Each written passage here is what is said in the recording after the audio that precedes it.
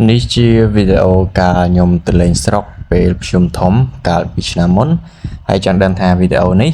មានអីខ្លះកុំភ្លេចតាមដានវីដេអូនេះរហូតដល់ចប់ផង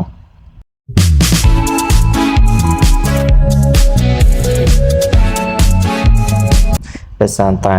ឥឡូវយើងចូលដល់ក្នុងរដូវវស្សាទៀតហើយក៏មានអារម្មណ៍ថានឹកស្រុកដោយសារកាលពីចូលឆ្នាំខ្ញុំអត់បានទៅលេងស្រុកទេខ្ញុំទៅលេងខាងគ្រួសារខ្ញុំទៅខាងតាកែវអញ្ចឹងណាហើយក៏មានអារម្មណ៍ថានឹកស្រុកក៏ស្រែកជ្រាវរកវីដេអូចាស់ៗយកមកកាត់ហើយរំលឹកអនុស្សាវរីយ៍កាលពីប្រជុំធំឆ្នាំមុនបានទៅលេងស្រុកហើយទៅហូបអីជុំគ្នាជាមួយបងប្អូនអញ្ចឹងណាអញ្ចឹងយើងមិនយូរទេយើងបាំងតែប្រហែលខែទៀតយើងដល់រដូវភ្ជុំហើយអញ្ចឹងក៏មានអារម្មណ៍ថា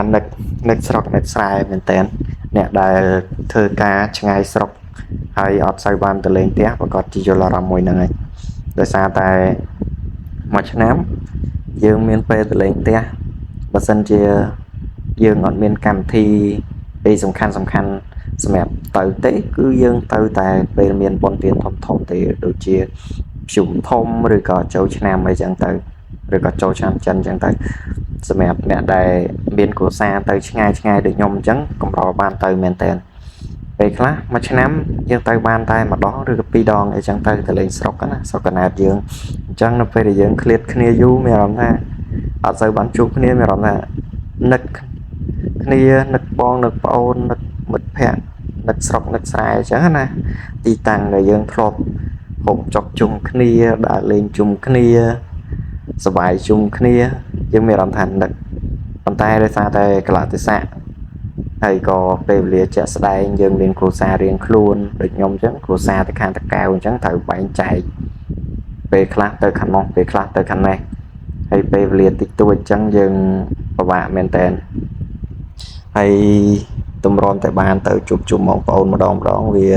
វាយូរពេលយូរខែដែរអញ្ចឹងណាអញ្ចឹងមានអារម្មណ៍ថា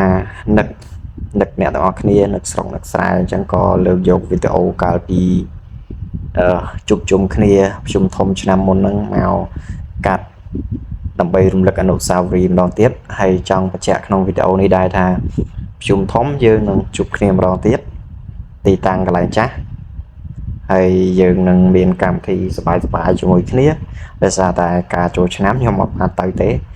បងប្អូនជីដូន1ជីដូន2ហ្នឹងគឺជុំគ្នាពេញកូនផ្ទះដែលឡែកតែខ្ញុំអត់បានទៅអញ្ចឹងណាហើយវីដេអូនេះផ្ញើសេចក្តីនឹកលឹកដល់អ្នកទាំងអស់គ្នាផងជួបគ្នាខែ10ប្រជុំធំហើយយើងនឹងមានកម្មវិធីសប្បាយរួមគ្នាអរគុណវីដេអូហ្នឹងវាតែប៉ុណ្្នឹងដែរជួបគ្នាវីដេអូក្រោយបាយ